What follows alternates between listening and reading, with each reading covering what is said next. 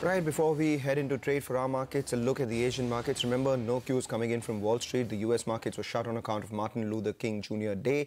But markets in Asia, they trade cautious amid concerns over global economic outlook. This after the IMF slashed its world economic forecast, coming in perhaps after the Chinese growth slowed down to 6.6%. However, another couple of concerns keeping the streets aloft. It's not just the global growth concerns, it is also Brexit's Plan B. So the Nikkei trades flat, whereas the Korean market sitting with a cut of about 0.3%. Similar are the sort of cuts that we're seeing in the Straits, as well as the Taiwanese index as well, about 0.3% off the Straits and 0.25% off the Taiwanese index.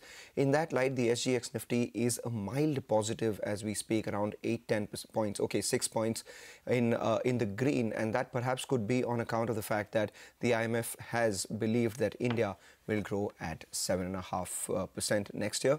Important to see whether this sustains or not, because over the last many days we've given up gains from higher levels closer to the 11,000 mark.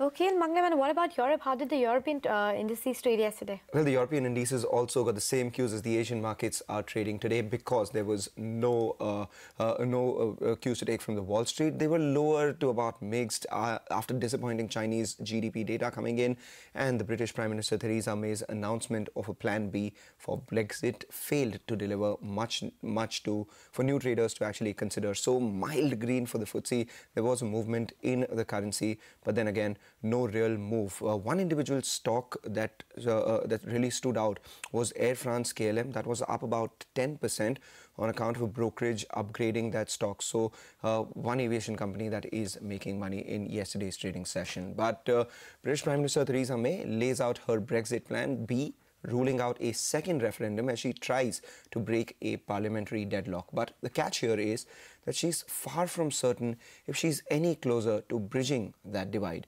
Sri Jagaraja joins in with more.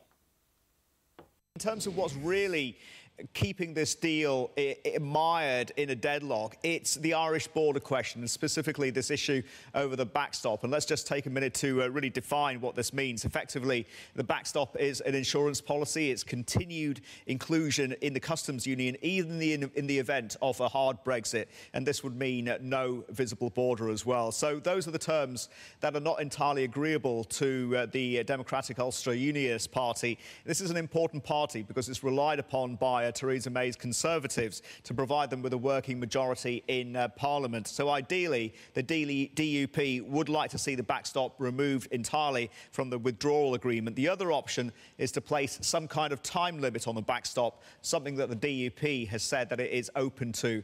Here's Prime Minister May just on those options. What we are doing is exploring with members across this House the nature of any movement on the backstop that would secure the support of this House. There are a number of options that have been raised with us by members across the House. We need to look at those and continue to talk with colleagues, both those who have raised it from the backbenches on this side of the House and those who have raised this issue with from the benches opposite, particularly, obviously, our confidence and supply partners. The problem here, of course, is that she has to go back to Brussels, and this is where the boomerang effect comes into play here. May will also have to speak to Brussels about tweaking the backstop to make the withdrawal agreement more acceptable to Parliament. The problem here is that Brussels has said that the backstop a component of the withdrawal agreement is non-negotiable. So herein lies the rub. She's got to try and really finesse this to please her parliamentary allies, but at the same time, Brussels seems to be pretty inflexible on this issue. Whether she can buy some time here is a big question. Okay, thank you, Sri, for that. In fact, let's take that discussion forward and get in some opinion from experts like John Woods of Credit Suisse on this Brexit deadlock and the impact on the pound sterling as well. Actually, we are overweight sterling. We anticipate that, notwithstanding Prime Minister May's reluctance to explicitly rule out an extension, we think that will actually happen. We think that the deadline will be pushed forward. This will provide a little more room for negotiation, and we do think that sterling will positively respond. Sterling is rallying because it's anticipating a softer outcome than that previously envisaged when it was down at 125. And we anticipate that this unit will tick higher. Actually, we have a 140 target over the next 12 months and believe that actually it does represent some value. We look at the fair value of sterling and our modelling, which takes the currency back to the 1980s, models a whole range of trade and domestic factors, and actually fair value is substantially higher than 140. It's closer to 160. But our 140 target, we believe, is a reasonable level that accurately reflects the risk and reward in the currency at the moment. Our 3-month target, by the way, is 133. So there's an incremental increase on our anticipation of a softer Brexit. The external deficit in the UK is concerning. And that it is a countervailing force, if you will. Well, the chaos over Brexit, slowing growth in China, globalization and free trade will dominate conversations over the next few days at the annual World Economic Forum in Davos, which officially kickstarts today. Meanwhile, the International Monetary Fund expects all the above triggers to take a hit on the global growth over the next 2 years. And that's why the IMF has trimmed its global growth forecast by 20 basis points to 3.5% for 2019 and by 10 basis points to 3.46% for 2020. Now, it, however, retained its India forecast at 7.3%. Shireen Bhan spoke to IMF's chief economist, Geeta Gopinath, and here is a slice of that conversation. What would be the most significant risk facing the global economy today? There are two major risks. One would be an escalation in trade tensions, and the other would be a worsening in financial conditions. Because relative to 2018, what we've seen is that the two have become intertwined. And so that poses major risks to the global economy. You know, Christine Lagarde talked about this new multilateralism, but clearly at this point in time, global leaders like President Trump don't think much of multilateral institutions or multilateral frameworks. So what hope do you have of this new multilateral order to take off? We need to have cooperation. We need multilateral institutions to address many of the issues that we're facing. In fact, one of the things we point out in our outlook is that one of the immediate actions that need to be taken is for countries to come together and resolve the trade differences and do that quickly. What would you be watching out for when it comes to the Indian economy, the next few triggers? Indian growth is high. We still say that it is the highest growth rate for a large economy, so that's a big positive. The other positive is actually we forecast growth going up in 2019, and that's because of two factors: the lower commodity prices, and the other one is that we expect, because of the low commodity prices, the weaker impact on inflation, that monetary policy would be more neutral and more accommodative. Those are pluses.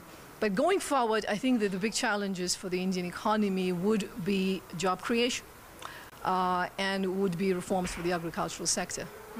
This business of doubling farm income by 2022, which is the aspiration that the government has, as you look at where things stand today, do you believe that that is realistic? And what would the policy imperatives be in order for us to be able to get there? There is a tremendous amount of distress in the agricultural sector. I believe that farm loan waivers don't solve the problem on any kind of a permanent basis. We certainly need to insure our farmers against very volatile food prices, but we also need to work with giving them better technology, better seeds, better... An income support scheme? A cash transfer would absolutely be better than loan waivers. It would be more broad-based and would keep the incentives aligned. A universal basic income, and this was an idea that Arvind Subramaniam had touted in his economic survey. We don't know whether the government will do it or not, but do you believe that's a good idea? That should be something the government should consider? The universal basic income in its original form is unlikely to be implemented in any developing country, because that implies giving money to every single citizen in the country, including the very richest. So the question is about targeting the most vulnerable parts of society, and there are many schemes already in place that try to do that, and we just have to make sure that it is more effective.